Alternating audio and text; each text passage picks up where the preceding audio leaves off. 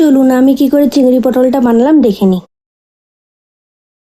একটা ব্লেন্ডার জারের মধ্যে পেঁয়াজ কুচি, রসুন, ধনে গুঁড়ো, জিরে গুঁড়ো, শুকনো লঙ্কা গুঁড়ো, কাশ্মীরি লঙ্কা গুঁড়ো আর অল্প সামান্য জল দিয়ে ব্লেন্ড করে নিতে হবে।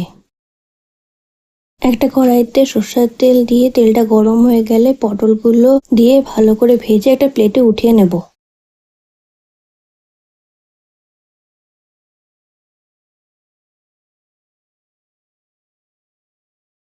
পটলগুলো ভাজা হয়ে গেলে আলুগুলোকেও ভালো করে ভেজে একটা প্লেটে উঠিয়ে নেব।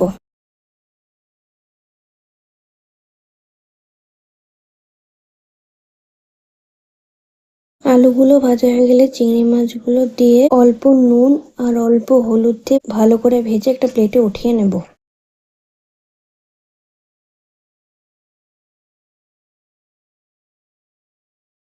ওই তেলেই বেটে রাখা মশলাটা দিয়ে পরিমাণ মতো নুন, অল্প হলুদ আর অল্প মিষ্টি দিয়ে ভালো করে কষিয়ে নিতে হবে।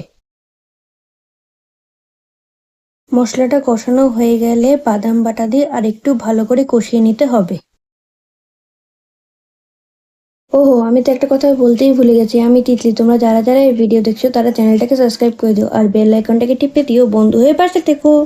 কষানো হয়ে গেলে দুধ আর অল্প সামান্য জল দিয়ে ভালো করে মিশিয়ে নিয়ে চিংড়ি আর পটলটা দিয়ে ভালো করে ফুটিয়ে নিতে হবে।